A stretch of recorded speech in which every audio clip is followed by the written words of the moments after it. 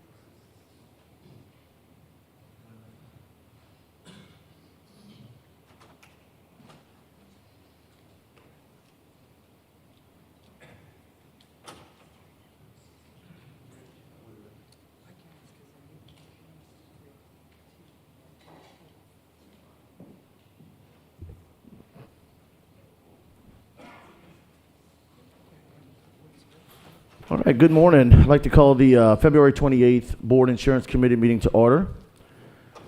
Item 1.1, roll call. Mr. Touchette? Mr. Hidalgo? Mr. Lejeune? Yes, sir. Ms. Mason?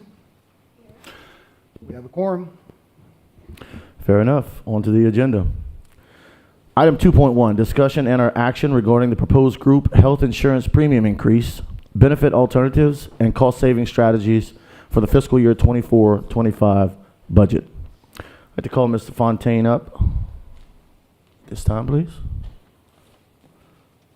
Mr. Fontaine, I'll turn the floor over to you. You have provided the committee with a pretty comprehensive recommendation, and I'll just go ahead and turn it over to you so you can go through it, explain it. Sure.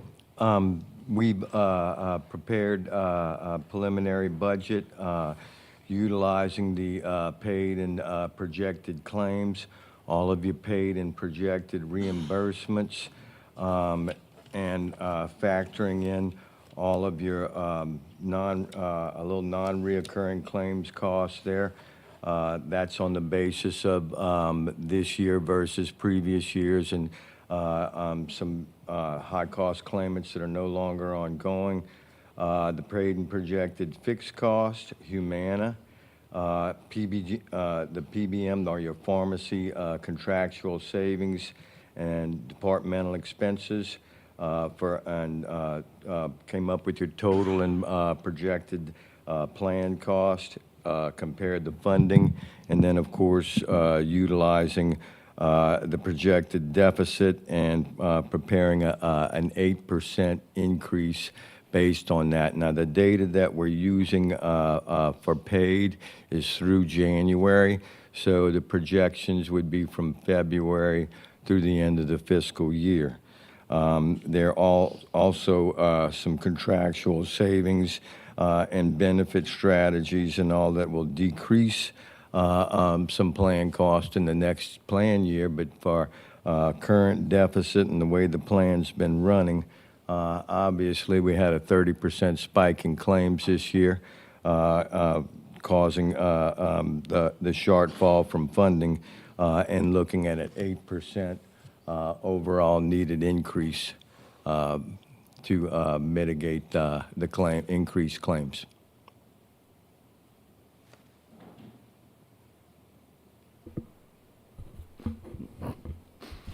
Board members, you guys have any questions at this point? Yeah, I do. 8% is a pretty high number. The what would that be based on, like, monthly? How much? Like, I know each plan is different, and I know each employee pays different amounts. But like, what would be an average of just a basic premium? How much would that cost an employee a month extra now? We prepared some. Brooks, do you have the calculations on that? Not on a per employee per month basis. We have it in total. Tris, do you? I do have it.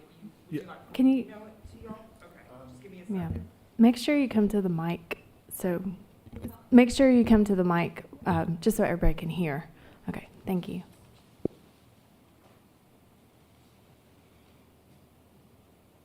know your single premium, let's say for the basic plan right now on a monthly basis is approximately $165. So you're talking about $14 a month there. And depending on what plan they have, That- could be that- less, that- could be and more. I'm quoting that, sir, on the basic plan, which is where Okay. the majority of your. And what'd you say it was? I'm sorry. Sorry, How I much? couldn't It's hear you. currently 165, correctly, is the monthly premium on that, so 8% to that, about $14, $15. About 14, 15. And could we get the increase monthly for each one of the plans? We've prepared All that, yes, sir. Trish, do you have that? Yes, I do. Can you come up and share that with the committee?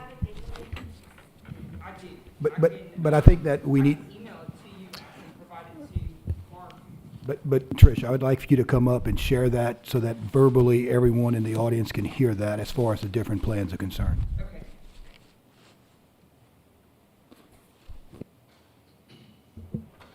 Trish, do you need a moment? Because I have another question.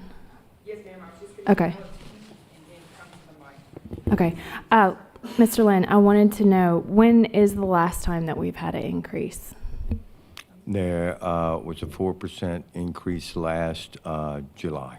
4% last July? Mhm. And do you happen to know what was before then? We did not have an increase for a period of time. Say 10 before years? that. Mm, I'm asking. 3. 3 years? Yes. Okay. And do you happen to know that increase then? It was minimal in the low single digits as well. Single digit, 3, okay. 4%, yeah. And I'd love to know your opinion in the grand scale of insurance across the nation. What kind of increase is this compared to what other increases have been happening across the board in insurance? Industry-wide, we've seen a pretty substantial increase in claims this year, and industry trend running some 6-7%. Many cases, especially municipalities that cover retirees, have seen a big spike in claims, circulatory cancer, that type of thing. So double-digit increases this year have been quite common. So what you're saying is that this is not, What's that? so what you're saying is this is not out of trend. This is No, ma'am, not at all. less than what you've seen with other, In many situations, yes. okay. And the 8% is to balance the deficit? Is that why, the 8%? Correct. That's what's needed? That's what's Okay, needed. because of you saying we have excess of claims this year, an increase? Correct. You've had Yeah. a 30% spike in your claims this year. So if the claims go down next year, do we decrease the premiums or do we maintain this premium? If your claims go down this year, recommendation would be to keep your rates stable so that you can build up some reserves for future years where you might have another spike in claims. Okay, so if we go 8% right here next year, regardless of what happens, it's not going down. You would have to have a substantial decrease in claims for any recommendation of a premium decrease. Okay, thank you. Board members, what I want to make sure that it's clear is that this 8% is only to be able to say we're going to balance. So if anything does happen next year as far as any increases, this 8% is not going to cover it. This 8% is just to be able to say we break even based upon where we are now. So that's something that you need to kind of take in consideration, that if there is another year of these outstanding claims, we may have to come back. So again, one of the main concerns that I have is that, we don't have those excessive revenues that we have not year after year just kind of projected, hey, this could happen. Here is the fund balance that we have in case it does happen. Right now, we are completely out of that fund, and we are now looking to see how we can, for next year, get this kind of caught up. And I just want to be completely transparent. When we have depleted this fund, we go into the general fund for Yes, ma'am. everyone else, right? I can talk you through the Yes, ma'am, please.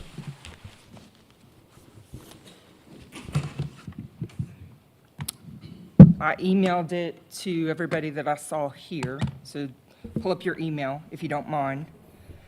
The lowest amount, it ranges. Mr. Lejeune, you had asked what's the typical range. It's going to depend on the plan. Our lowest plan is the high deductible, so their impact is minimal, just based on the. Trish, Ms. LeBeau. yeah, Okay, sorry, I we're having trouble. apologize. Give us just a second. Can we Okay. Yeah, pull if you up- can just hang tight. let We're us gonna. pull up those? Okay, Okay, I've never pulled my email up on this okay. computer.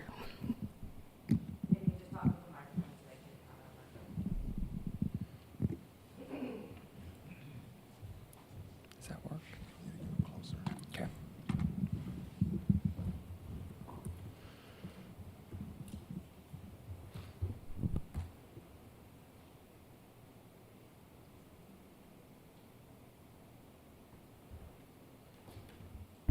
Mr. Corbo, are you able to pull up from my laptop?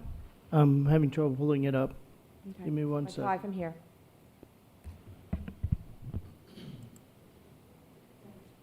Would you like me to try and send it to Mark? Okay. Those displays are not coming up. If she emails it to you, can you get it from there? Yes. Thank you.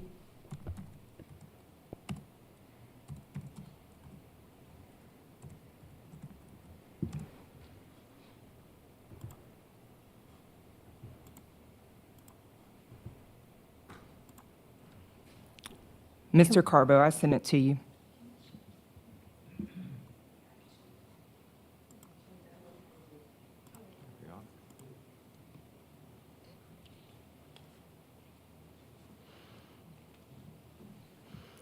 So you see the top one is where most of your participation is in that single basic plan. You gotta go to the mic. Mr. So Fontaine. sorry. Yes. Excuse me one second. Anyone who comes up to the podium, please, even if you think you're loud, you're never going to be too loud. Please speak clearly into the mic so that not only we can hear it, the folks watching can hear it. All righty. The top category, employee and basic single, that's your top category as far as participation goes. And you can see to your far right that's a $13 increase. Then you look at the family is 64? It's 50, it's 54. 54, excuse me. So single family gives you an idea of what that increase on enhance, obviously, that would be a little more in that plan, and then very minimal change to the high deductible plan because that's your lowest rate. Enhanced plan has your lowest participation. Basic has your the highest participation. High deductible health plan in the middle. So to recap on your question, Mr. Lejeune, the 8% does get you to break even. There are also some cost-saving strategies that are presented with the preliminary budget that will help us to build some savings into next year, some benefit alternatives, things like that, and a prescription drug saving program. And then we'll be also looking at other strategies to bring down some cost.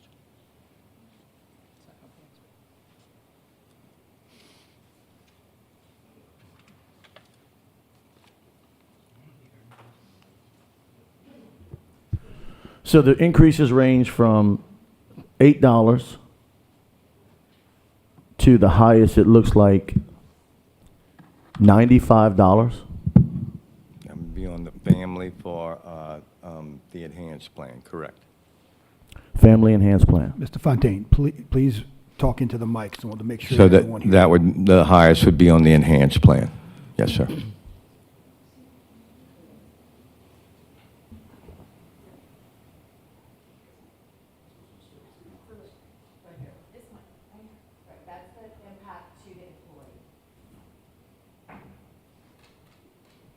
Ms. LaBeouf, so the column to the right, that's the impact to the employee, correct? Let me see. If you'll notice, the last two blue columns are where the current rate is. The first one is the current rate. The 8% is the 13, in the very last column on the right. The yellow column in the middle is what the new rate would be. Okay, there's my mouse. You see it now? So does that make sense? So the first column on the left is where we currently are. Those are your current rates. Over here. I apologize, in the blue You mean column, on the Ms. right? Mason. Okay. Yes, ma'am, I'm sorry. Okay, the first column in the blue is where our current rates are. Okay? The second column is the 8% increase for an effective date of 7/1 of '24 with 8%. And then if you'll notice, the yellow column is what that new rate would be for the member, for the employee, for the retiree, effective 7/1 of '24. Does that make sense? It does make sense, and that is per month, correct? Yes, ma'am, per month. Now, I will make a note, if you'll notice at the very bottom, if they can scroll down, we have two codes in particular, Sorry. the E1M code and the E1MX code, that have 15 members under that plan. Every single time the district has done a premium increase, the variance between the basic premium and the enhanced premium has gotten closer and closer, is the easiest way to say it. We're trying to correct that premium, because currently the enhanced plan, which is your copay plan, and it typically costs the member more, is less or equal to almost the basic plan. So we're trying to make a premium correction. We're going to reach out to those members. We've identified them. There are 15 members under those plans. They have a large increase in comparison to the others. It's more so than the 8%. We're going to connect with those members individually. We're going to allow them to make a plan change, should they want to, July 1st. Only those 15 members, because the impact to them is much larger. But if you look at the chart, the EF, Edward Frank, is your highest premium. That's the enhanced family plan. And if I look at the lowest cost to the member is the HE plan, which is the high deductible employee-only plan. Okay.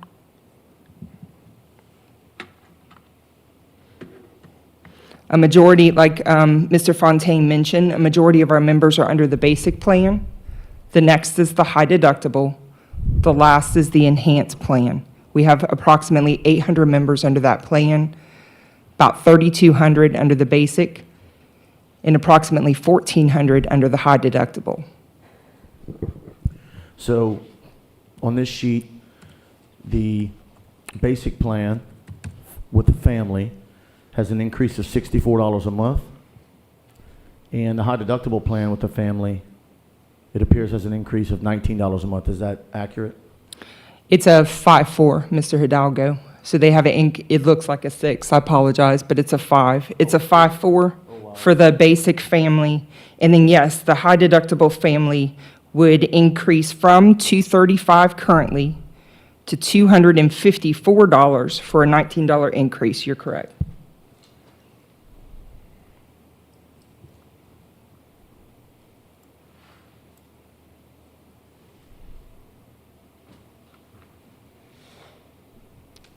I'd also like to point out that the increase is tax deferred, so the actual cash that hits their check would be less than that by a determinant of taxes. I was getting ready to mention that. So these are your gross numbers, and of course, premiums are deducted on a pre-tax basis, so the net effect to the member, employee, or will be less in an amount equal to their tax bracket. So basically, if you took 25% off of that, it would be roughly about what they would be paying. Board So if you're members, talking what I'll about also state is that what's going to be important is, regardless of what this committee does, we will bring this to our advisory, insurance advisory committee, get them some input from them before we actually go to the board. The one thing that I'm just going to say is communication is going to be key. Just me sitting here, this is very, kind of all over. It comes down to, we have teachers, we have employees that want to know one thing. What is the bottom line number that is going to affect my paycheck every month? And what is that overall number that it would look like in the entire year? That is what key that we need to do. So I'm going to ask our team that when we message, whatever that message would be, that we quantify just like that. This is the plan. This is what's going to happen as far as monthly. This is what's going to be the overall in the year, so that it's clear. This is very disturbing for me as a superintendent because of one reason, is that we are out there battling every day for teachers. And this, to me, is just going to kind of set us back. This is going to be to where we're possibly looking at trying to get increases for teachers in certain different ways, but here we are, we're taking away certain things from them. And again, it's not just teachers, but we have retirees out there that have set incomes. They have no way of changing that income that they have, and now there's going to be an impact that they're going to have to make adjustments for. So again, I will tell you, I'm very proactive. I'm going to make sure that our teams are proactive, and moving forward, I would hope that we need to look at whatever we do moving forward, that we're proactive. And this is more or less on a reactive mode, and that just, to me, is just not where we need to be. Mr. Touchette, I agree with you. We have to be competitive. This is one way, this is one thing that could help or hurt us. So with that said, Mr. Fontaine, what other measures have you studied and are you recommending, other than a premium increase, that can help us stabilize this fund? So when we presented the budget, we did look at some benefit alternatives, several different ones, and the benefit alternatives of increasing the deductible on the enhanced and basic plan and moving the co-insurance to 70% were factored in to give us some savings, and also a prescription drug program that doesn't cost the system any money. It's basically a copay and manufacturer's assistance program, gives the member a no copay, does not require any type of income verification or anything like that. Those cost-saving strategies bring the 8% down to about 3.1, but you need those cost-saving strategies to start to build some reserves back into the plan and further remove those deficits. Proactively moving forward, we're going to be looking at different avenues for cost-saving strategies with regard to the prescription drug program via plan management, formulary, and look at all of the different aspects of the plan. The thing that we've had to marry with that, though, is just as the same comments that you make on that you're trying to attract and retain and all of that. Disruption is always an important part of the analysis, in that when we make different plan saving suggestions, keep in mind that disruption is always important, in that if we remove different drugs from the formulary and somebody might be taking that drug, there will be some disruption that they would have to switch to another medication, something like that. We've been very conscious of that in the past because there's been basically zero tolerance for any type of disruption in that, and with regard to your benefits from a network standpoint, from a formulary standpoint, all of these types of things. Right quick, I've just got a text message from someone in the public saying that they've lost live video stream, audio is working, if we can check on that. So, Mr. Fontaine, I want to make sure that I understand this correctly. I mean, you have given us a proposed cost-saving strategy. It's comprehensive. Is your recommendation that not only the premium be increased to 8%, but each one of these measures be implemented? Correct. So the 8% is needed in your rate structure so that we have enough funding into the plan to support all of the expenses. The the benefit measures and the cost-saving measures are designed to help us build in the next fiscal year some reserves. You should always keep reserves on your plan in the amount of your terminal liability at a minimum. And it's good to have some fund balance in there because you're going to have a spike here in claims every now and then like you had this year. So we want to build those fund balances back up.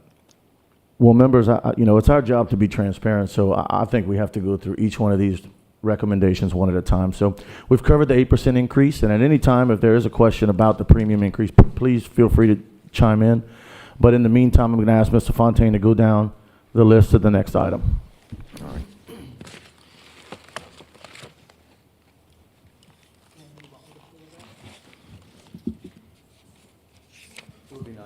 You want me to try to, okay. Let me think. All right, so. Okay, yeah, help me, because I'm nervous. That's what they have right there.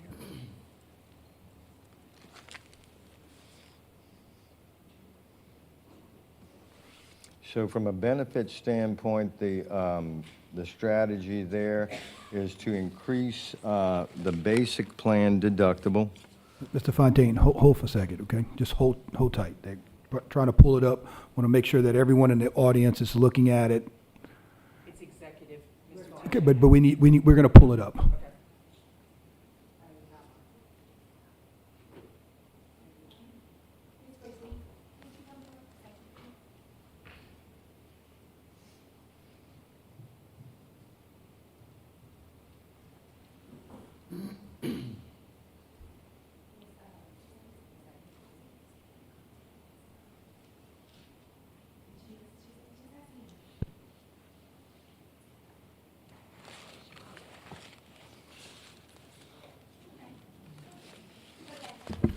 All right, we're good now. Hold on.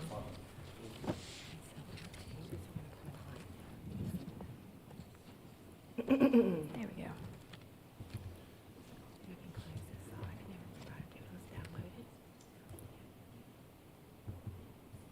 There we go. Thank you. Let's save it. Everyone's on the minimum side. Let's just save it.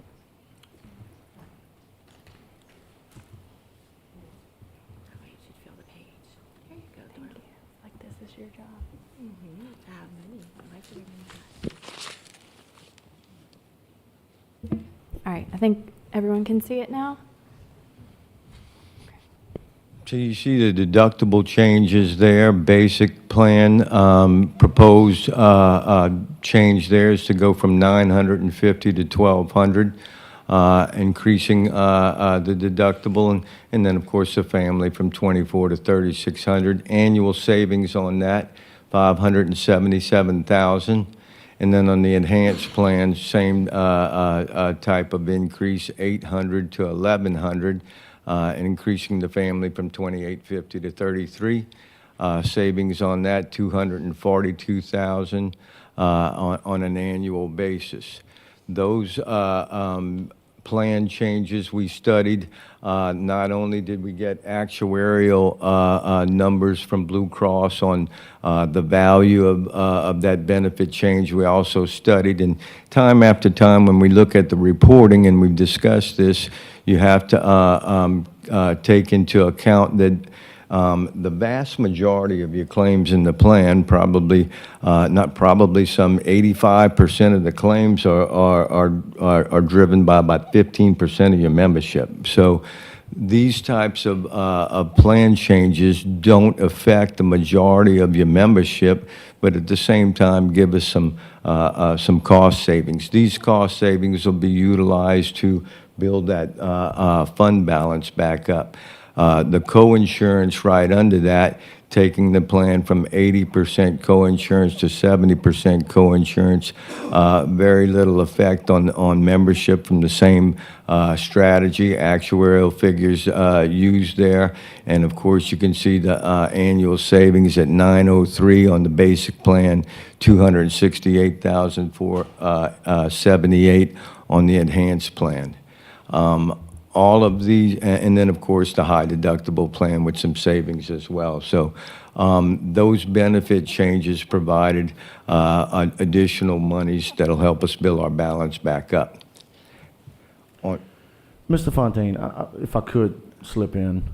So my appreciation of the purpose of insurance is to share risk, not transfer risk. Would you agree with that Correct. analysis? So what have we done, not this year, not last year, but as long as you've been with us and even before, to identify that 15% and not necessarily put the burden just on them? This is about sharing the risk, but finding ways to identify how can we change our trajectory within that 15% instead of the continuous. I remember when the deductible was $750. I remember when copays were $5.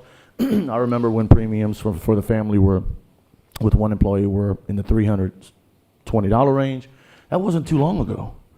So can you speak to that 15%?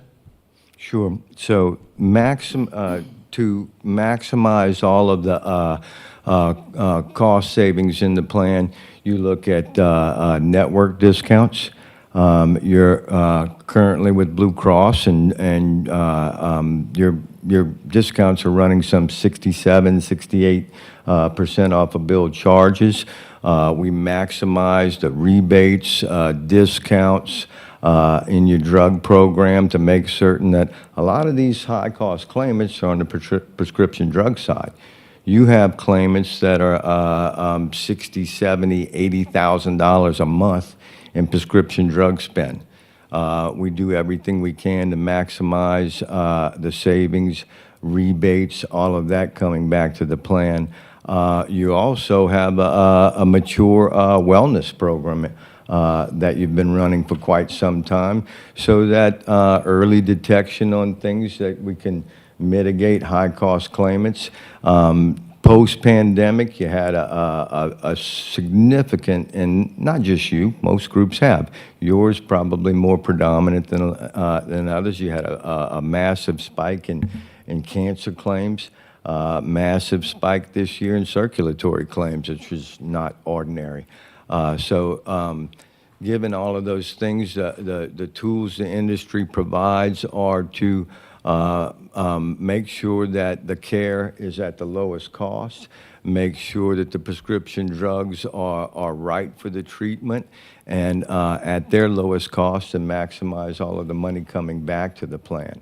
Wellness also helps you in the area of early detection and making sure that people are compliant and coherent to getting checkups and screenings, all of these kind of things. So the tools of the industry you're using, all of the things that we also use when we're making these decisions, you also have to take into account what we call deductible leveraging, okay? Remember that the cost of health care goes up every year. So if you never move the needle on your deductibles, out-of-pockets, things like that, the plan's just going to pay a larger portion of the cost of the plan each year if your deductible stays stagnant. So many folks and many plans have increased or if you want to call it a decrease in the benefit through deductible, co-insurance, or out-of-pocket, any of these things. Many entities no longer have plans with copays, so you still offer a very attractive plan with a copay. You still offer a very attractive basic plan and a high deductible plan. We've had migration to lower cost plans through education. Trish and her department has done an excellent job when we talk about superintendent talking about communication. That's been fantastic because we've seen folks starting to migrate to the Humana plan, which obviously saves us money. We've increased the membership in the high deductible plan. So all of the tools of the industry, all of the communication, you got wellness going on, you're utilizing all of these types of things. So this particular year, just a spike in claims. You've had some very significant high-cost claimants. I have a question. You mentioned migrating to Humana as a cost-saving measure. When you say Humana, are you meaning moving to Medicare and then? Well, when somebody moves from your current self-funded plan, i.e. a retiree, to the Humana plan, there's some significant cost savings there. So you're And that's a saying that Medicare, group Medicare Advantage And I'm plan. just trying to, because, you know, a lot of this sounds like Greek to most people. And so I just want to make sure that I'll we're give you a quick defining that. explanation for everybody on that. So when a member is eligible for Medicare at age 65, Part A and Part B, in your plan, at that time, Medicare becomes primary, the plan becomes secondary, okay? So from a medical standpoint, there's obviously savings there. But we're still paying on the prescription drug plan. If you remember, years ago, we implemented the EGWIP plan, which was a real tough implementation. A lot of discussion around disruption. We were able to minimize that, almost eliminate it, and that particular plan, Mr. Hidalgo, when we talk about things that we've done to keep the claims down and all, that EGWIP plan has saved you millions and millions and millions of dollars, just to mention one of those things. So on top of that, we also use benchmarking, you know, and I passed that out several times. You should be proud in that when you look at what you offer from a benefit standpoint, from what you contribute to the cost of the plan, and you benchmark yourself against your peers, you have superior benefits at a lower cost than most of your peer school boards that you compare yourself to, even with these changes. Because remember, OGBs, Even with the current recommendations of changes? you're still superior to, I mean, biggest benchmark would be the Office of Group Benefits. You're still far superior to that. And you're ranking superiority with what's the quantification? Like how? Superior from a cost standpoint. Your employees pay less for their coverage, and their coverage is greater. Yeah.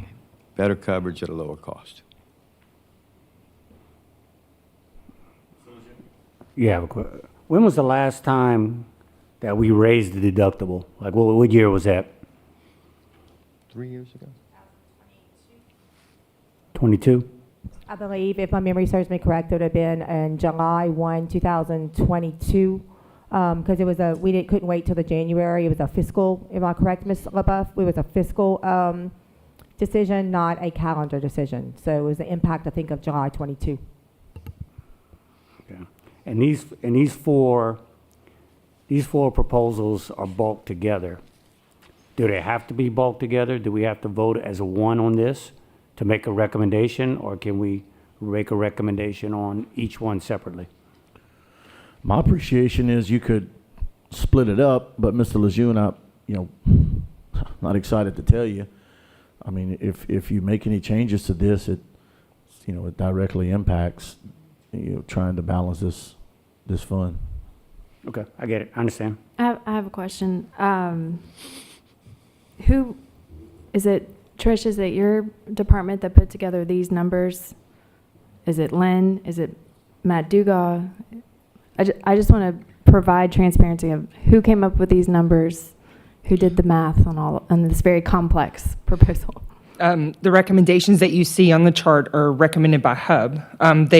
If you notice the asterisks at the bottom, the notations, they pulled the actuarial analysis from Blue Cross, made those determinations, and then provided the cost savings and broke it down. Mr. Lejeune had just noted, could we break it out? I mean, technically you could, but in agreement with Mr. Hidalgo, if you do, we will not have a balanced budget for fiscal year 24-25. But at least you can see the value in each one based on the change that's being proposed.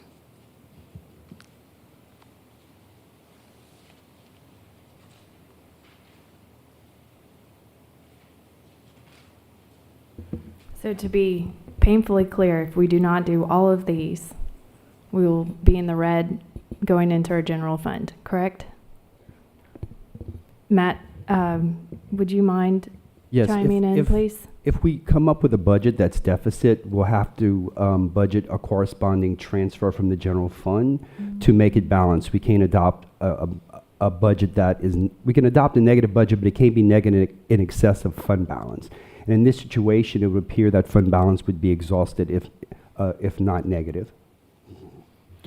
And board members, let me reiterate what Mr. Dugas stated, is that, you know, this is going to impact general fund. And more importantly, when we start looking at the overall budget and what we're looking at next year, we've already been hit with what charter schools have done in the past and what we're fixing to get as far as in the future. So all of this will have an impact on general fund that, you know, this is a small piece of it, but this is where you're going to have to take money out, where we're already going to be pushing money out to charter schools to kind of overcompensate for some of those losses. So in the big picture, this is going to be a big impact on our general fund if we don't, you know, at least get to this point of breaking even. One of the concerns that I have is that this only puts us to where we are even. What happens, we're not growing that, and that's where I keep pushing Mr. Fontaine and everyone else, is that we need to look at every year of how we are growing that fund balance. If we would have a fund balance right now, we may not have had to hit an 8% for our employees. We may not have to have done all four of these things. And that is what I mean by being proactive. You know, just because everything is going good, you just don't just say, all right, you know, make some tweaks here and there so that you can grow, and just say, hey, we have a healthy fund here so that if something does happen, we can actually buy ourselves a year and see if the market is gonna be more favorable in our opinion. And that has been taken up in the past, and when we have had budget conversations and discussions, fund balance has always been part of that, and actually used to soften some of the increases in the past. So that's always been part of it, is to constantly monitor that fund balance. What you had going on this year is you started off the year with a sizable fund balance, but that spike in claims eroded it quickly. And I've seen that happen. I've, you know, had the privilege of having a number of school systems for a long, long time, and I've seen fund balances erode in a few months. High-cost claimants, when you have $1 million claimants, and I'll tell you, the easiest way to understand what's happened this year is if we look back and we know that we have a self-funded plan and we protect it by reinsurance, and that reinsurance has a deductible of $525,000. In prior years, the most we've hit that is 3. This year, we're on number 7. What did we start the year off with, fund balance? $4 million. And Mr. Touchette, last year, as you were saying, in the general fund, so in the general fund, we do know that it parallels whatever impacts the employee, impacts general fund, and also the sales tax portion. So last year, with our 4% increase, it was almost a $1.5 million impact to the general fund as a whole, not even the sales tax portion. So you would look at the 4% last year. If it'd be 8%, that'd be an easily $3 million, Mr. Dugas, hit Yes. to just the general fund portion, also that we haven't really discussed that portion of. We're running those numbers now. So last year we had a $2 million deficit in the fund. We had a $6 million fund balance. So we're coming into this year with a $4 million fund balance with an estimated $4 million deficit, 4 to 9. So we may, whatever that difference is that we go negative, we're going to have to transfer from the general fund into Fund 85 to make it solvent. So we'll be coming back probably in May when we have a better idea of what this is and requesting a transfer if necessary. Okay, I have some hard questions. How many self-funded insurance school boards do you know of in the state of Louisiana? Majority of your larger ones are self-funded. You still have several small ones that might still participate in the Office of Group Benefits Plan. Some smaller ones that could be still fully insured with a Blue or United, but the majority of your systems of your kind of size and demographic are self-funded. So there are advantages in staying self-funded. Oh, absolutely. If you were not partially self-funded, you lose the control over your plan, and you're not able to look at bolting on any kind of cost-saving strategies. When we were awarded your consulting years ago, first thing we did was carve out the prescription drugs so we could garner some savings and maximize rebates coming to you, and that's exploded in the last couple of years. Your rebates went up over 100% this year. Okay, so staying the course of self-funded is Staying the course of absolutely the advantage. self-funded would be highly That's what I recommended. wanted to hear, and I wanted to make sure. Yes. Lynn, You're- could you you're in the- mention You're the in the right overhead? place there. So if you step back to think about it, what you really are looking at is to maximize your discounts from a network standpoint. Okay?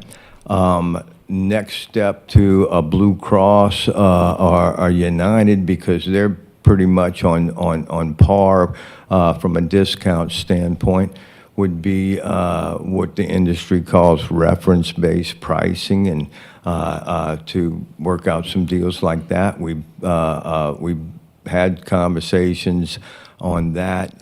Narrowing your network would not be beneficial for a school system of your size. And one of the things that you pride yourself on is that your employees have and membership has a vast choice of doctors and hospitals. Yeah. Okay, thank you. Matt, did you have something you wanted to add? Yeah, Lynn, can you comment on the overhead? I know we've covered that in the meetings about what the overhead would cost us if we were to be in a more private insurance, OGB, compared to what we pay for managing the plan.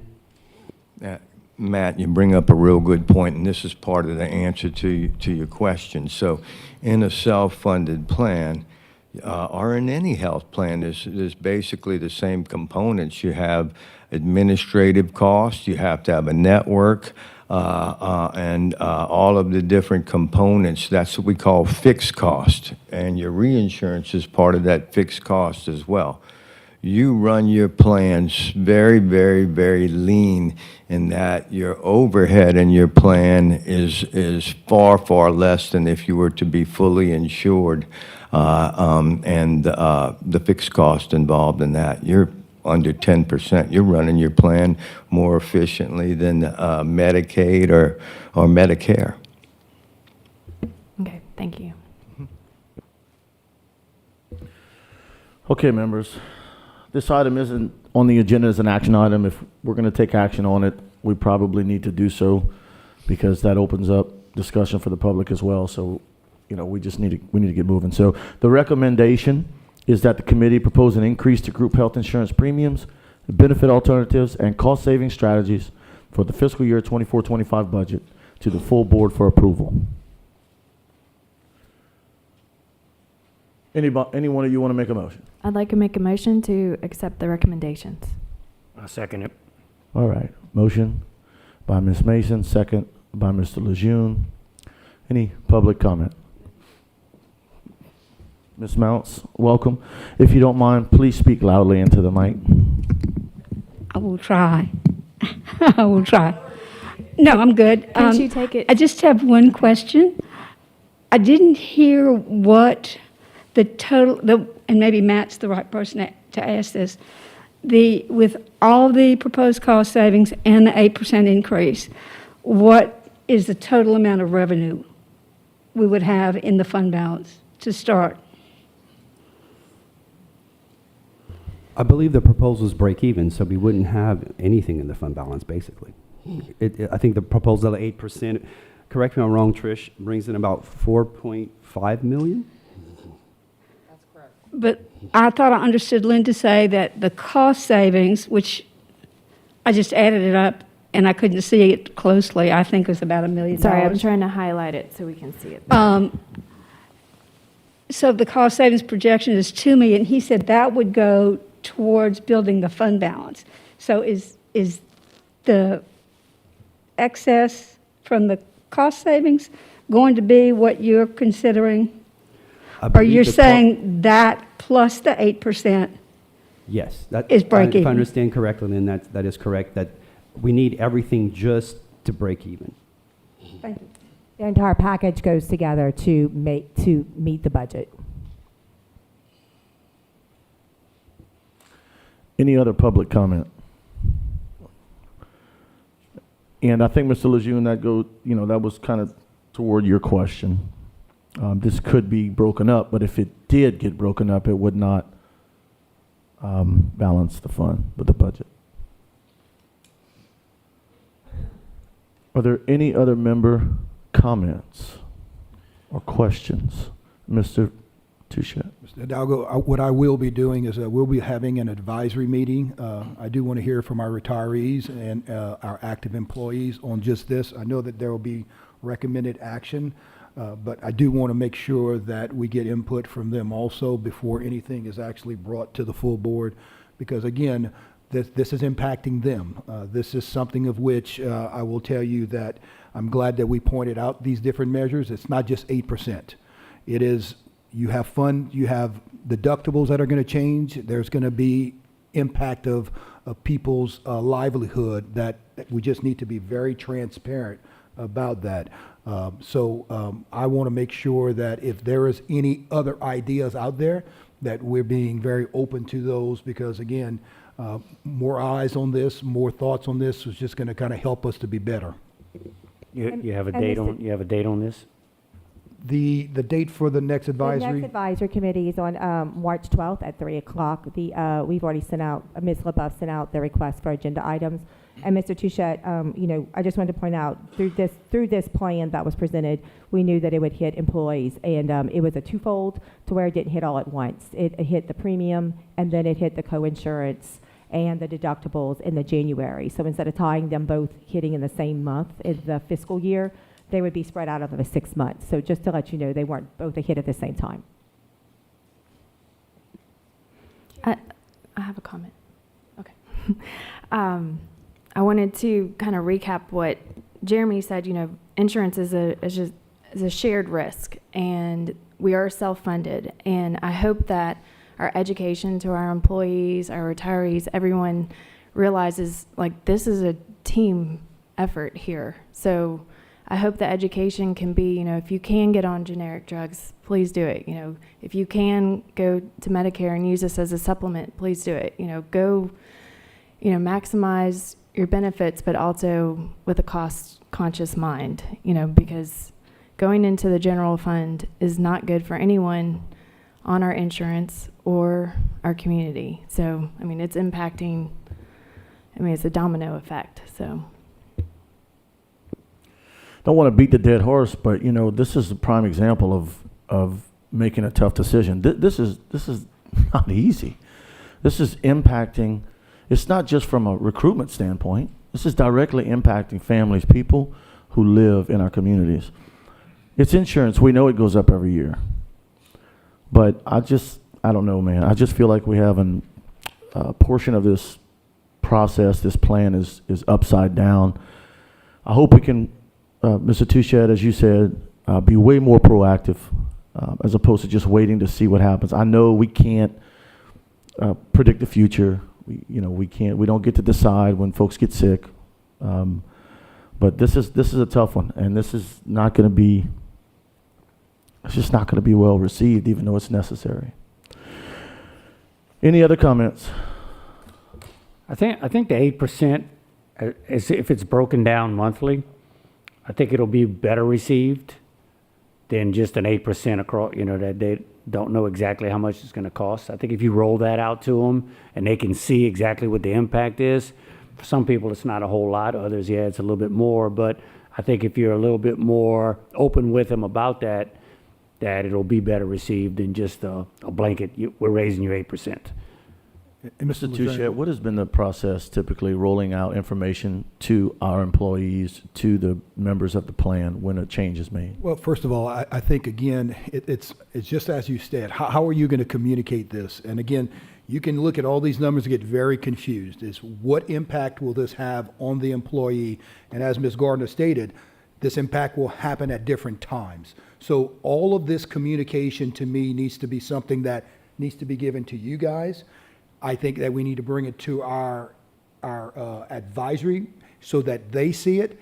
And then from there, once the board actually acts on this particular thing, we would have to get that communication, that same communication that has been brought out to the rest of our employees moving forward of when it starts and what impact will this have based upon these different plans.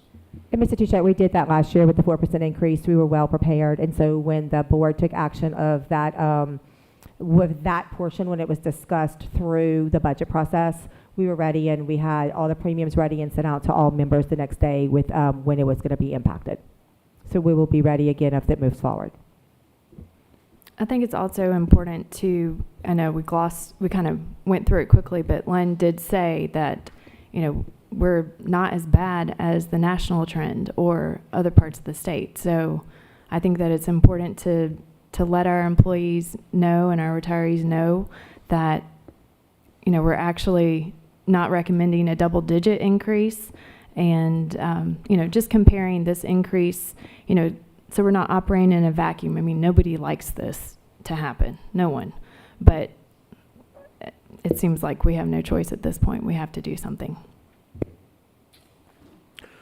All right, we have a motion on the floor to bring to the full board of the committee, propose an increase to the group health insurance premiums, benefits, alternative cost saving strategies for the fiscal year 24-25 as presented by Hub Enterprises. Any more comments? All right, Madam Secretary, call the vote, please.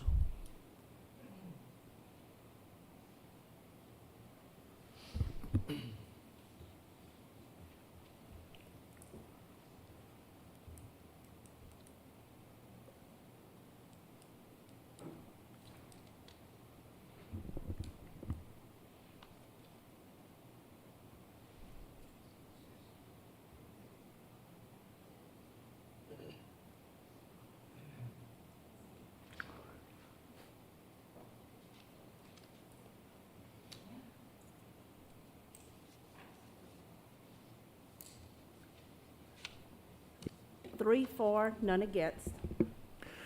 Motion passes. Item 2.2, discussion and or possible action regarding a proposed budget adjustment to the OPEB/retiree trust. Mr. Duga. So the board members asked me, because some people knew, to kind of explain exactly kind of what this is and why we have it. Excuse me. OPEB stands for Other Post-Employment Benefits. So other post-employment benefits. Insurance is promised to our teachers for the rest of their lives after retirement. So that is an other post-employment benefit, something like retirement, but the healthcare portion of that. The OPEB issue is similar to the retirement issue the state faced in the 1980s. Funds were not being set aside to cover the retirement promise made to teachers. So in the 1980s, they started addressing the issue, which resulted in an increase in contributions to the retirement system with a long-term goal, like 40 or 50 years, of being fully funded in the late 2020s. It is now estimated that that funding will occur in the retirement system by 2030. So they literally took this on and divvied it up over a long term to make it affordable to get to the point where our retirement is now secure. OPEB is a financial obligation of the health insurance promise made to the teachers that they will have health insurance the rest of their lives. The trust was established to begin the long-term process of addressing liability of promised lifetime health care insurance benefit to employees. Currently, the trust is funded by a contribution of $11 per month per single employee and $21 for family coverage. This is paid by the fund employing the individual. So if you have an employee in Title I or in food service, those funds pay that amount into the trust. to help secure the promise of that employee when they retire that they will have health care. Currently, this contribution is about $1 million a year to the trust, with the goal of reaching the service cost of about $7 million through slowly increasing the amount of contributions to the fund paired with adjustments to the plan. This is the same strategy used by the retirement system to address their similar funding issue that they started in 1987. Funding of the trust began in 2010. Initially, funding was transferred to the insurance fund and then sent to the trust.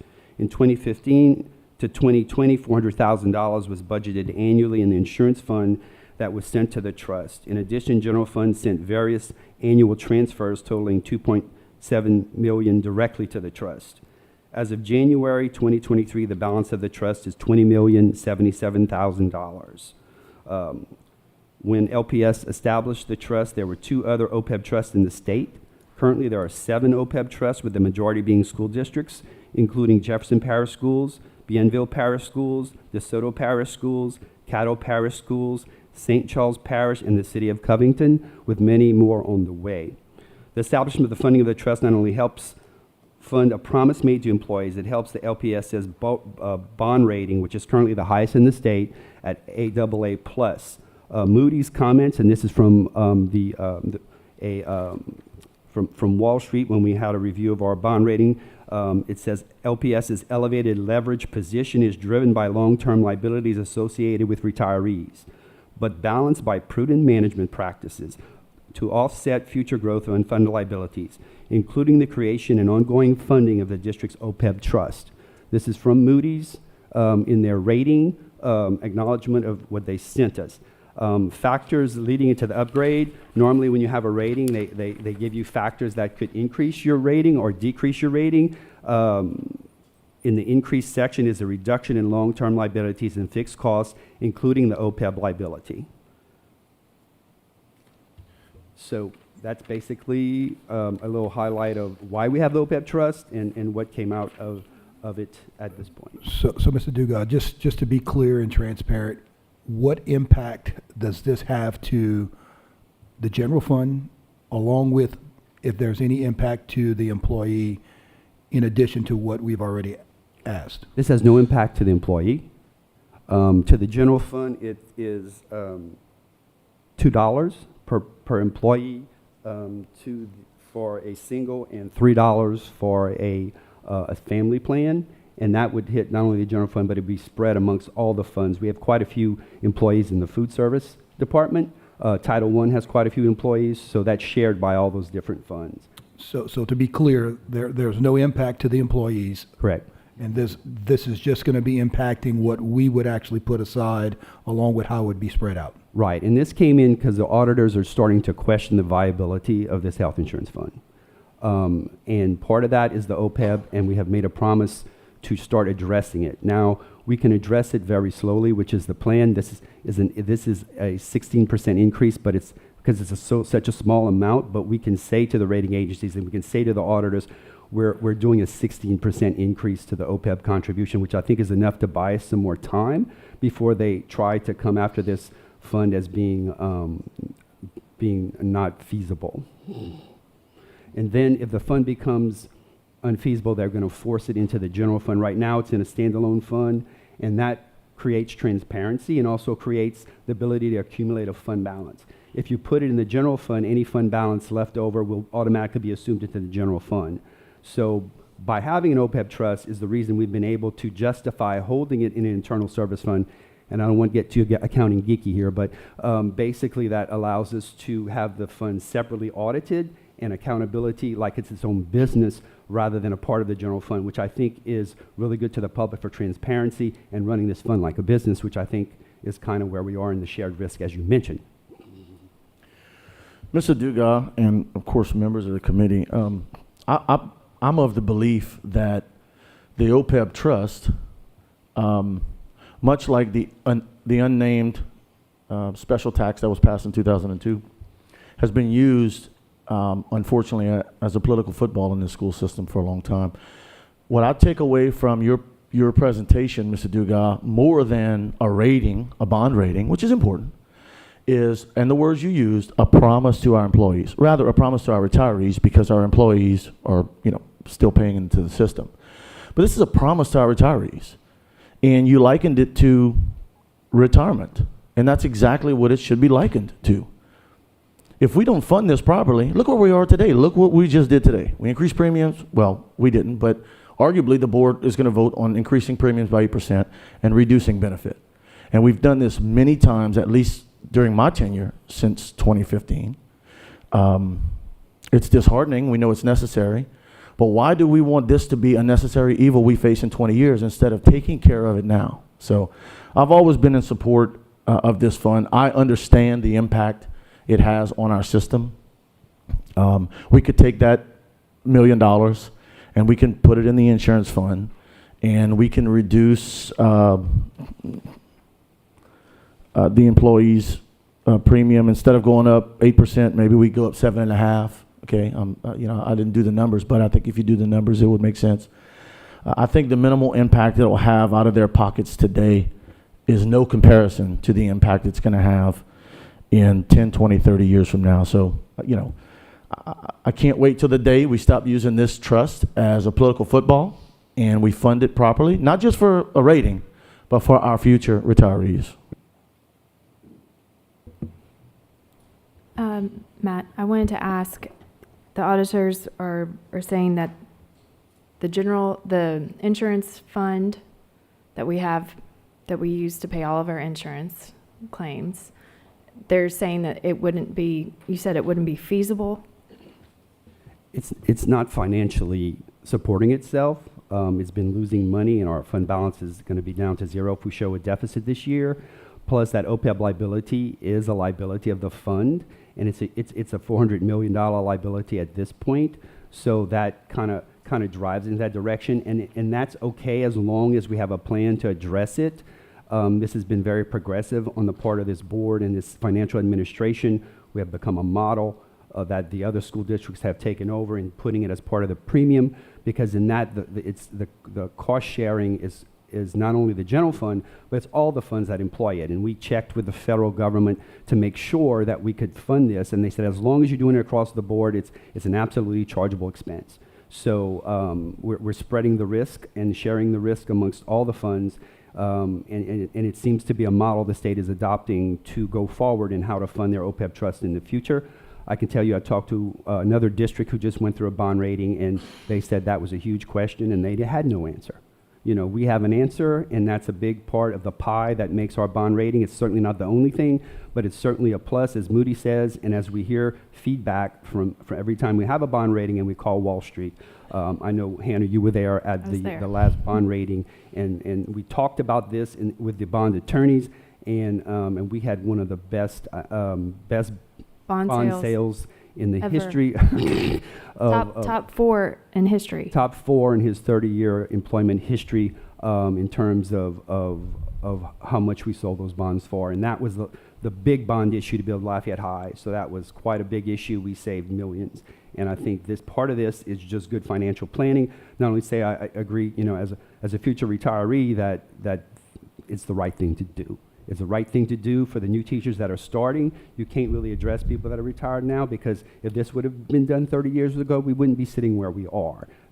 Those funds would pay for the health insurance claims of the retirees and not become a burden on the general fund. So if you think about it, if you worked for Title I 30 years and you didn't have this, you never paid $1 into the OPEB, you become a liability of the general fund the day you retire. Even though you never worked for the general fund for 30 years, you become a full liability that general fund has to cover your health insurance for the rest of your life, even though you worked for Title I or for food service your entire career. So this helps share that burden to the point where it gets where it's funding itself. It really puts the burden where it should be.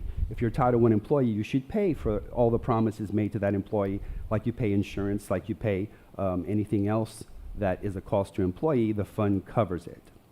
Okay. Is it correct to deduct, after a long chain of proper ways to fund the OPEB, that this helps us stay self-funded? Yes. We spoke to the auditors. We got them on the phone yesterday and kind of reviewed our plan. And of course, they would like to see more. But I think if we can justify the 16%, and as long as we show movement, this is a long-term problem, and it's going to be a long-term solution. Just like it took the retirement system 50 years to get where they need to be, but if they wouldn't have started in '87, we'd be questioning our own retirement at this point, especially with charter schools coming in. I am very feel good about my retirement because I know it's going to be funded. If charter schools come in and take away all our students and we don't have any employees funding the retirement system would collapse because the money is being put aside in a fund to fund that our retirement's secure. We need to do the same thing for the health insurance promise. Okay, thank you. So, because of funding the OPEB, wanting to build in our school system without raising taxes, being able to bond out to our capacity, I am in favor of this. Can you identify, you said we saved millions just on that one bond issue. How many millions? I'd have to ask because that it would affect our bond rating. That's kind of a, if the bond rating would go down, what would be the difference? I think, when you come in with a AA plus, you're hot on the market. And I think in terms of, from what I was told, because also we're a school district, a lot of foreign governments like to buy school district debt through a broker, so they know it's a popular debt, because some governments may not agree with federal actions, but they feel investing in a school system is removed from that. So having a AA plus in the market on the day we went was very productive. Yeah, But that would be a question, that would be a guess. When we were standing there discussing at the top of their fancy office, did he say it was, I want to say he said it was between 4 and 6 million just on that day? Okay, yeah, I don't remember that, but yeah, that sounds. Which translates into, in the 20s, I'm sorry, I'm not, in bond capacity, what does that translate into? If you bond out 4 to 6 million, that gives you 25 to 30? You multiply that times about 15. Oh, 50? 13 or 15, depending on the interest rate. Oh, 15. Okay, thank you. Anyway, still great advantage. I think 12, yeah, interest rates have gone up, so that's going down. As interest rates go up, the multiple comes down. So it used to be 14, I think, when we issued it, at the point we issued it, but now with interest rates spiking up, I think we're more like at 12 to 1. So about 48 million. Right. Cost of an elementary About school. 50 million. Okay. All right, this is another item on the agenda that's actionable if we choose, and the recommendation is that the committee propose the increase to the OPEB/retiree trust portion due to concerns posed by the external auditors of a projected negative fund balance for the fiscal year 23-24 to the full board for approval. We have a motion. I'd like to make a motion to accept the recommendations of the committee. And I'll second it. Okay, we have a motion and a second. Do we have any public comment? Yes, ma'am. Likewise, please speak into the microphone. Teacher voices don't work well in this room, so we need the oh, there we go. Thank you. And Matt and I have been discussing this since 2010, so he knows the position. My question, Matt, is, are any of the funds coming out of Fund 85? No. But they're being transferred in, so, yeah, and I understand that, but none of the funds for OPEB are going. My other question is this, and how was this fund set up? Is it revocable or is it irrevocable? It's an irrevocable trust. Okay. And I know you said many are coming on board, and we've heard that for years. I recall that at one point, maybe they were up to maybe 10, I don't know why 13 comes to mind, government entities that were contributing to OPEB, and we're down to 7 now.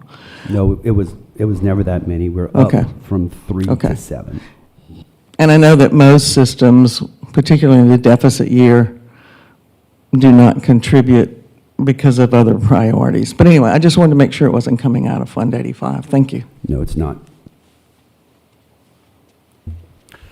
Any other public comment? committee members? Or Mr. Touche? The only thing I will say again, this has no impact to our employees. This is going to come out of general fund, and this is a commitment to our employees. Those of us who are retired in this room, you guys are guaranteed the insurance. There are several people in this room outside in the field that are not retired. Future boards, based upon what would happen with, funding and what would happen with certain things, could very much take away insurance from certain people. So this at least giving people an opportunity so that they would have some comfort, that they would have the same opportunities that our retirees have now. For just transparency, I wanted to understand what Ms. Landry was asking about funding the Fund 5. Matt, can you Fund 85? I'm 85. sorry, I couldn't hear. So as I mentioned, it's part of the premium, and the premium funded by the fund that the employee works for. So if you're, it's not only general fund, it's food service, which has substantial amount of employees. Title I, they all pay this $11 will be $13 a person to guarantee that benefit, because it's a benefit of the employee working in that fund. So it is a justifiable cost that will be reimbursed by grants. Matt, I don't know, is this loud enough, Mr. Hidalgo? What is the total fully funded OPEB? What is it going to take? That's redone every year, and the actuary comes in and it determines, what that's going to be. I think this year it might go down because we had 178 people, I believe, transfer to the Medicare Advantage plan. Depends on interest rates. It depends on a bunch of things. I think currently, as of last year, the total liability was about $440 million. What we're really shooting for is the annual cost, which is about $7 million. So basically $7 million, and that changes every year too, is Yeah. 7, 8 million. It was, that is the cost of providing that promise, funding that promise for this year. So So the all the goal- employees in the fund that are working today, say I'm a new teacher and I just start, if we can get to 7 million, that teacher has that first year covered. And if we continue the 7 million through her career, at the end of 30 years, she will have the money for that promise will be in a separate fund that can fund that promise. So the goal is the 440 million for this year. No, the goal is 7 million eventually. What we're going this year is 1 million to 1.2 million, which is enough to say that we're making progress without putting undue pressure on the general Understand. fund, which is going to be a challenge this year. So the auditors want us to go much higher. We think that doing this is enough to hold off, to push the issue and still make progress towards getting to the 7. So we at 1 would be at 1.2 with a goal of getting to 7, and that amount will change every year. As employees go into the Medicare Advantage plan, that significantly will reduce, because that will reduce our liability to the cost of the premium, not the claims. But the total to fully fund OPEB as of today would be 440 million? Yes, as of today. Yes, ma'am. To answer your question. Thank you, To sorry. answer your question, Fund 85 is the insurance fund, premiums and whatever, and Matt is assuring us it's not coming out of that fund at all. Thank you. Thank you. I just want to be completely transparent for everyone. For the sake of transparency, Matt, did you say that funds were taken from the general fund, transferred to Fund 85, and then paid to the trust? Is that what you said or not? Yeah, in the past, at the very beginning, because when we were trying to establish the trust, we wanted to send money to it, but it hadn't been established. There was a lot of paperwork involved. So we had transferred the money as a holding pattern, because the general fund, the budget clears out every year. So in order to have that money and we put in the insurance fund, because the insurance fund had a separate accounting, a separate fund balance that we could transfer to later. So my only question, God knows I won't benefit from this at all, but my only question is, at one point, I mean, it sounds wonderful that we'll be taking care of it, but how about the 50-something systems that have not put in? What happens to them? And you have to question, the state will have to do something when it comes to retirees or whatever it is to address the issue. There's got, I mean, if it's that incredible, then you should have, or if it's required, should have more systems in the system. So again, what happens to all of these other systems that are not participating and have never participated? And you ask them about it, because I've asked them, I'm not participating in that. How will I benefit from it, and so on? So I'm curious, what's your response to, we're taking care of partially, and God knows it's a lot more money will be needed, but what's going to happen to these other systems that are not participating at all?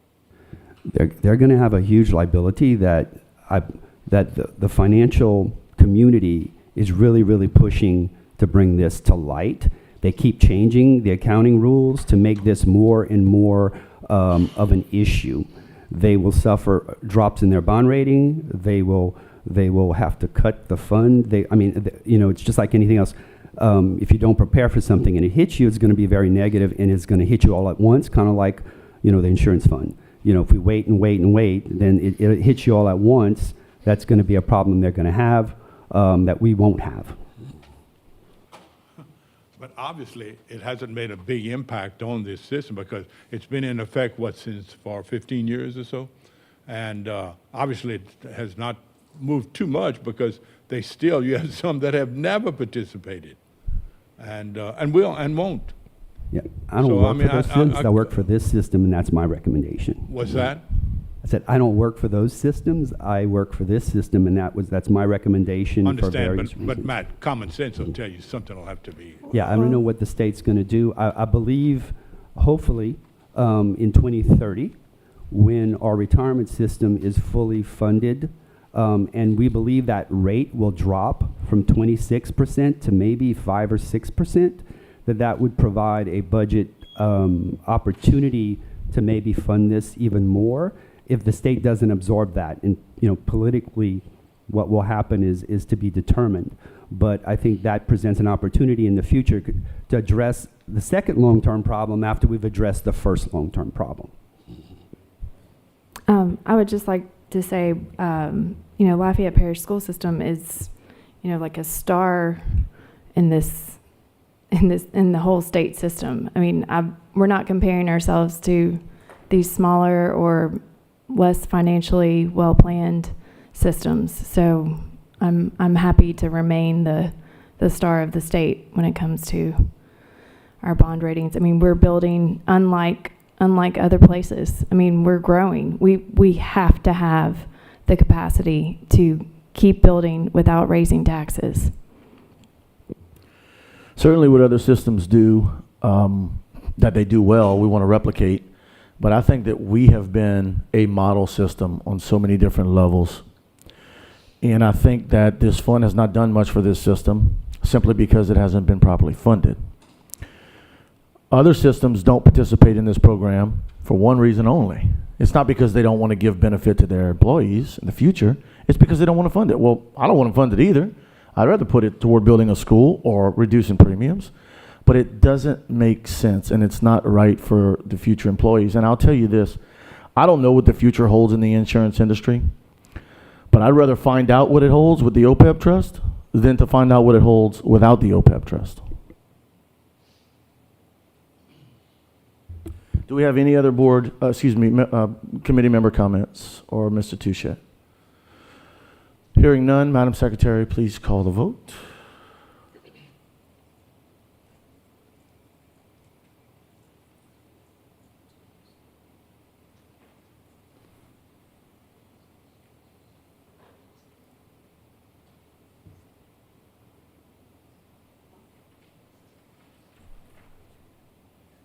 Three for, none against.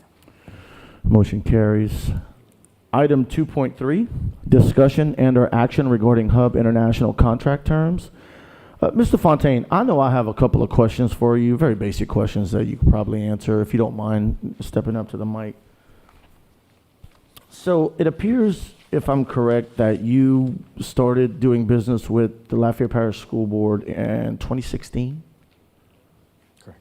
Okay. Let me ask you this, your contract terms, is it just annual renewal, or do you guys sit down and renegotiate? And when I say you guys, I mean the board president, the superintendent, anyone in the insurance department, or is it just kind of annual renewal based on the original contract? And renewal based on the original contract, never had any contractual discussions. The rate that your contract shows, is that the current rate that you guys are charging, or have there been any increases or decreases to your contract value? No increase or decrease to the contract since Could you inception. speak into the mic, please? No increases or decreases since inception. Okay. Committee members, do you guys have any questions about this item? I personally don't see a need to have any action. Mr.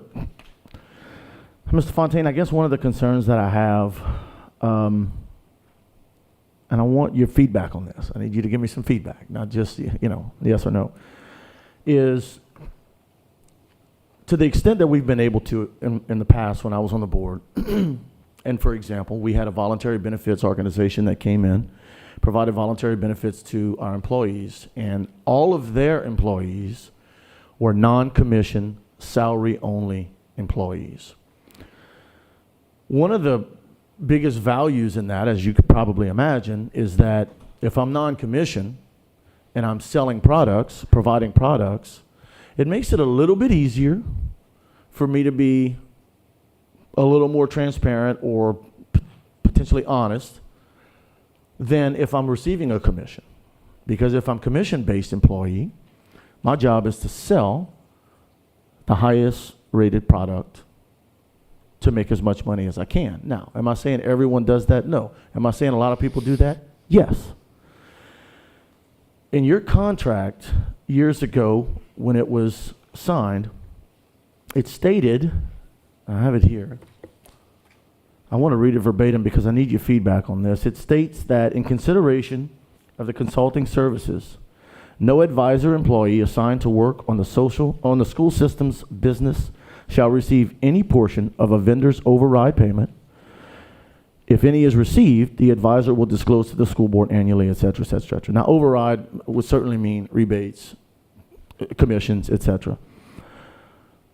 Do you, or does any employee or any advisor or anybody that works for Hub receive any type of commission, override, rebate, et cetera, from any vendors that you work with on behalf of Lafayette Parish School System from our system's plan? I'm not worried about someone else's plan.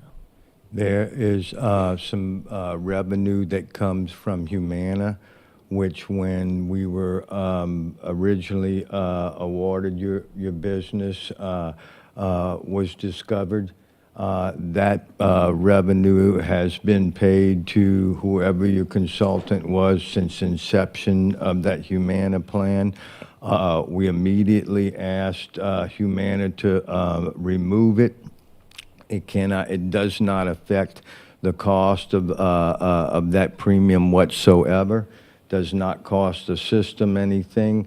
Had that discussion, and then there was no contractual change at that time, wasn't asked to, so we were totally transparent on that in the last couple of years with the Transparency Act. And you're not an ERISA plan. We didn't even have to do that. We just put that transparency in there. So yes, there is. It's very minimal. I will say that going forward, there's more folks going into that Humana plan. We could certainly use those funds to offset fees because they're not costing you guys anything. So that would be something that we could certainly address contractually that could save the system some money. So you described it as minimal. Can you give me an idea annually, or? I have one point of clarity. Oh, Can you show me what part of the Yes, ma'am. contract, just so It's we're going to be on the first page. literally It's on gonna the same be page? Terms of agreement, excuse me, it's going to be compensation number 3 on the first page, the letter B. Okay, B. Okay, thank you. I'm sorry. Could you estimate for us 'Cause if you It have was to like disclose about it- $10,000 a year, but that was when you had very few folks into it, and the kind of migration that you're having to the Humana plan at this point increases that. It could be $50,000, $60,000 a year, which certainly could be used to offset your fees. I just have a question. You mind? And that's the amount that's total. That's not obviously what Thank you, Ms. anybody Mason. working on your account receives, correct? I'm just curious, since the contract says, will disclose, has that been disclosed? Is it, Had that conversation immediately. That was what, 2011? Okay. Yeah. So I happen to remember, oh, I'm sorry. Yeah, I'm just wondering, I wasn't on the board in 2011. I happen to remember my appreciation of the purpose of this being put in the contract was, I believe in hindsight, and I wasn't part of writing the contract, but I think it was poorly written, so this is certainly not to Mr. Fontaine's fault, but I think it was poorly written. It says no advisor employee shall receive any portion of a vendor's override payment. Well, there should be a period there. And then if it is received, it needed to be paid back to the school system. The idea, the intent of this was to, and I don't think the intent had anything to do with Humana, it's just a happenstance, but I think the intent of this was to make sure that no one was receiving any kind of commission, override, rebate, et cetera, on behalf of the school system. Even if the company says, well, you're getting this rebate regardless, it's not going to reduce, the cost of doing business. Well, it will reduce the cost of doing business effectively, because if we get it back in return, it helps our fund. And the intent of this was to keep anyone, again, no ill to Mr. Fontaine, this is not his fault, but this contract was poorly written, and saying it needed to be disclosed, the purpose of that was so that if Mr. Fontaine came back, or anyone came back and said, hey, I need to disclose to you that we received, $20,000 in override payments, it was the board's obligation at the time, that was the appreciation of this contract, to say, okay, well, we want, that's our money, we want that money.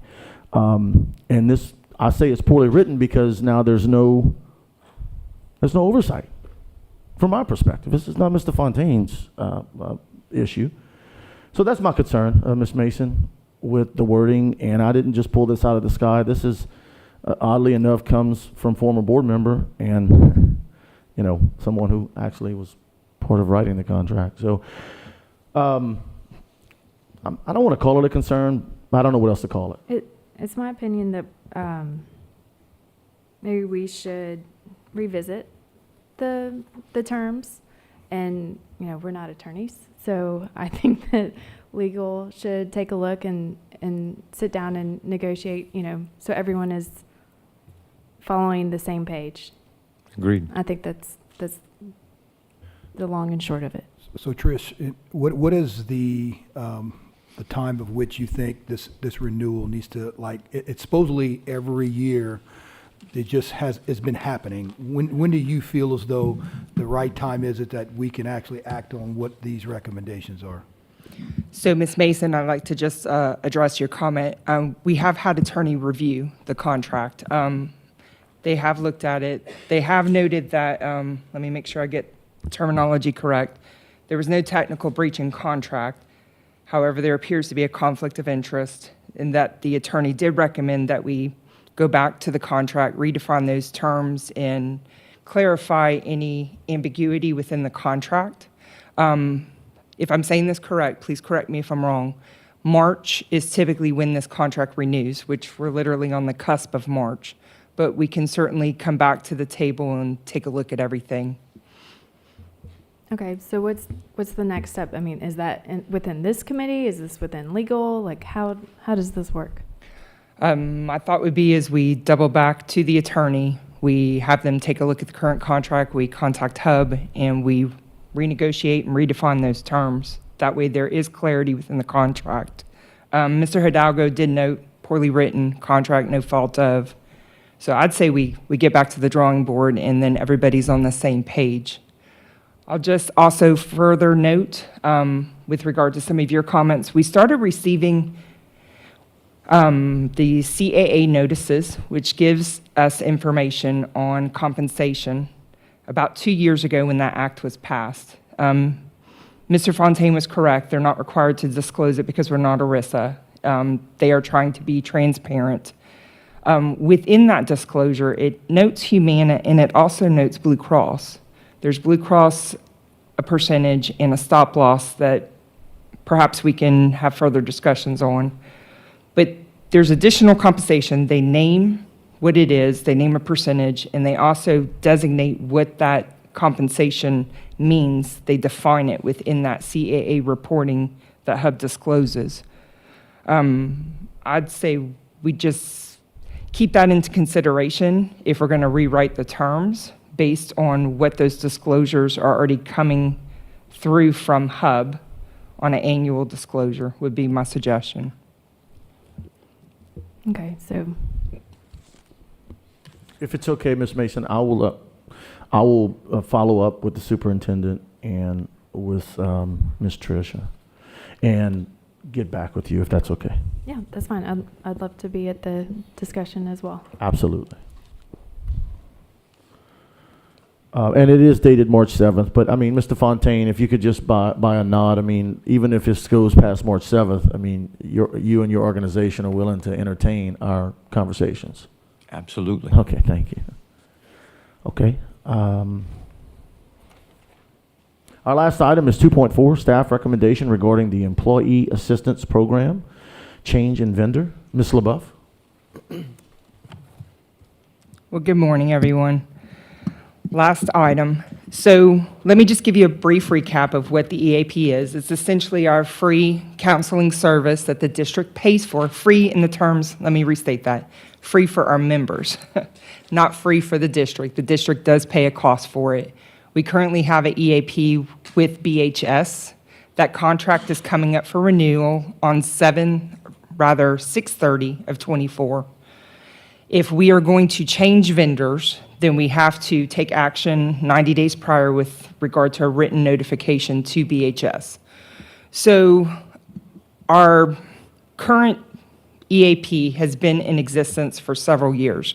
We've renewed this contract at least 2 times that I'm aware of. I'd have to go back to the contracts to see if it's been in existence for longer. It's been with LPSS. They've been a provider for LPSS within the last 6 years. With that being said, typically the departments that deal with the EAP are insurance, risk management, and employee services. Those are the 3 main departments that utilize them on a regular basis. Our employees and their eligible dependents use it for counseling services. They use it for resources available at their fingertips based on the web. We send communications via newsletters. So it's an active resource in various different departments. Recently, typically with EAP services, most members do not want to disclose that there may be a concern. Maybe they've tried to make an appointment with the EAP. They've been connected with a counselor for whatever their concern is. Let's just say they either meet in person or via Zoom. That meeting may not go well. Let's just say they're on a Zoom meeting and the dog's barking in the background, or maybe the kid's running around. We've had some instances like that recently that's been reported. Sometimes it doesn't come to our notification because obviously the employee wants to keep it confidential. We want them to know that it's a confidential service that the district provides. So sometimes when there's concerns or problems, it doesn't necessarily get brought to our attention. Recently, we have received several departments, to include employee services and insurance, have received concerns with our current EAP provider. We started addressing them, and we knew that the contract was coming up for renewal. So we thought it was a prime opportunity to sit back, take a look at a few other vendors, and see if there are some better options out there. So essentially, we collaboratively got together. We vetted both the current vendor and 2 others. Alliance is one, and ESI are the other EAP providers. We had numerous communications via email, via Zoom calls, Every department was involved just to make sure that it met their individual needs. And by the time we got done with the full assessment, and knowing that there were current concerns, not only with BHS with their quality of services, but to include the utilization of, with regard to EAP, and the district is expecting an increase with this renewal. The first year would be a 3% increase, year 2 would be 5%, the third year would be another 5% increase. Knowing these concerns brought us to the table. When we vetted the other 2 EAP services, Alliance bubbled to the surface. They have a lot of extra benefits and offerings. Their cost was also cheaper. I do have, let me keep it in perspective. So currently, with regard to BHS, we pay a total of $15,273 a month, $183,000 collectively per year.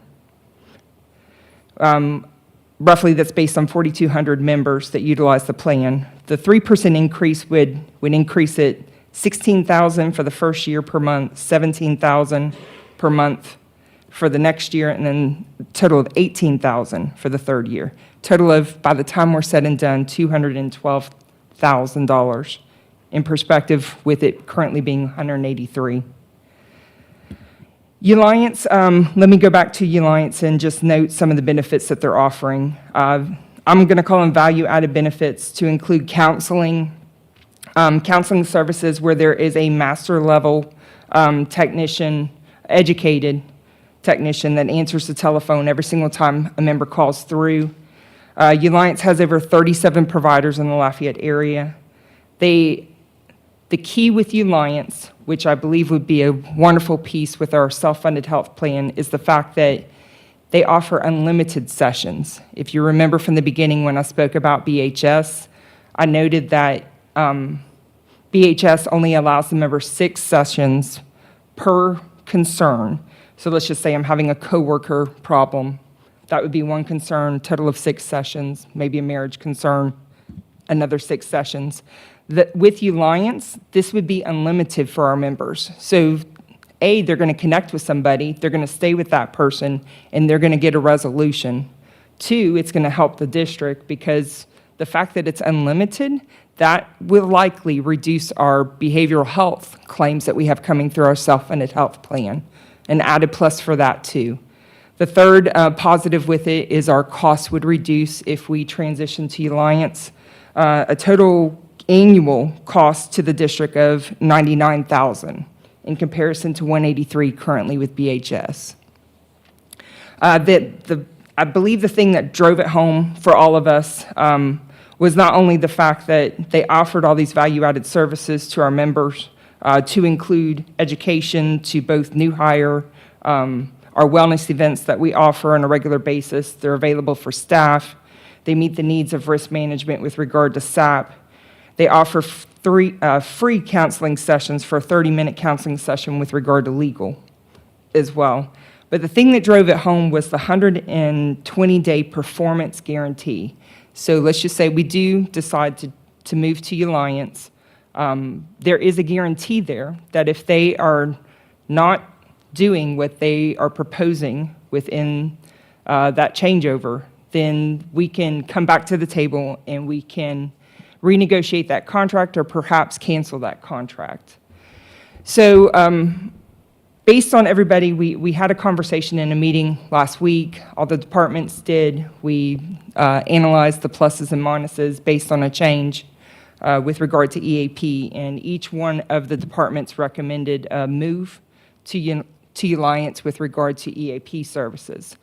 The superintendent wanted me to bring it to your attention today to ask you if you'd like to weigh in and perhaps ask questions with regard to a possible move. Typically, a contract like this does not require an RFP. We did sit down and it's under $250K. So we sat down, we collectively provided some bids and analysis with regard to the EAP services. We typically bring it to the superintendent for approval and signature, but he wanted to bring it to your attention to just see if you had any comments with regard to it. But how many people take advantage of this? And that's the other concern right now with regard to BHS. So our pricing is made on roughly 4,200 members, and they're utilizing it on a 374 annual basis with regard to utilization.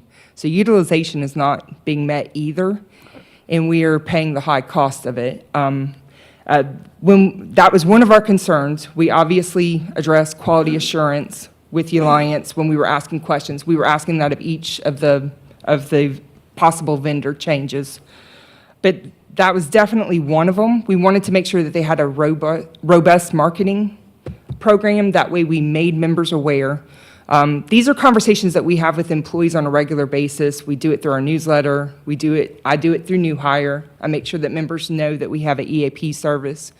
We tend to do it sometime during open enrollment. We filter it in during that period in time too. We try and keep it to the forefront. That way members know that they can use the service. I think what sometimes makes members hesitant is just making sure it's confidential.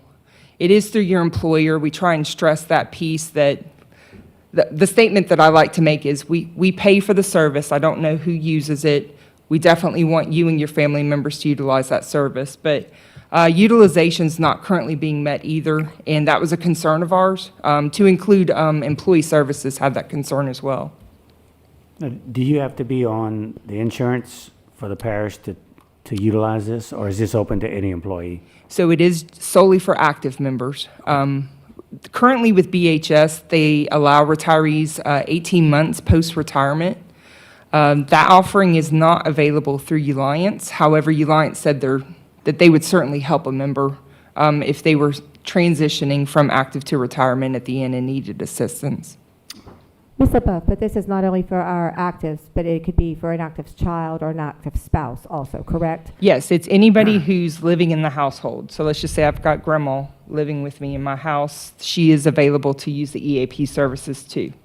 So we just wanted to make that clear. It's not just for our employees. It's anyone who's living under the umbrella of the household. So Yes. your child, anyone there.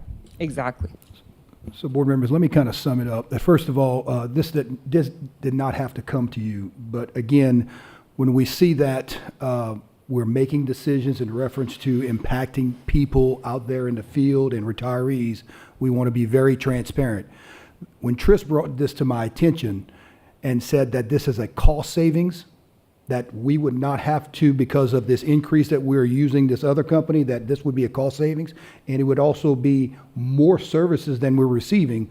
I just felt as though, hey, we need to make sure that we're letting the public know that we're going to look at every way to be able to provide better services where we're being fiscally responsible. So it is my recommendation that I would get with Trish, and I would just kind of get this moving, because again, we don't need to have another impact on that general fund, because that is what it's going to be if we continue with the services that we're having now.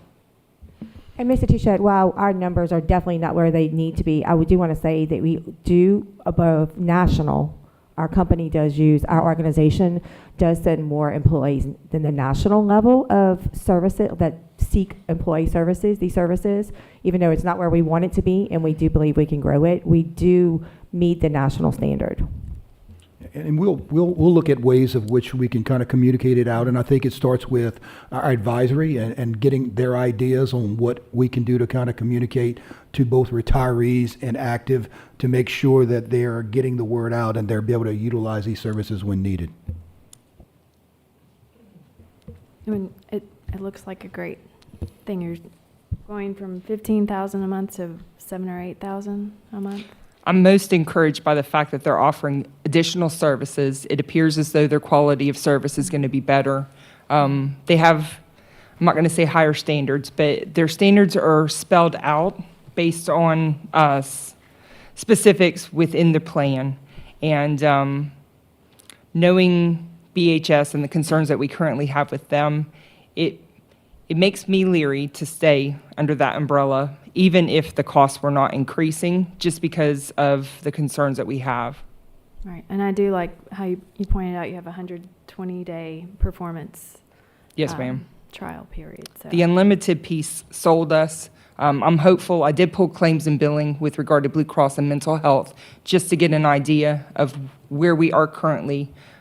Should we transition to Alliance, I want to pull those claims again, and hopeful those claims under our self-funded plan would reduce based on the additional marketing and the changeovers and the additional benefits available to employees.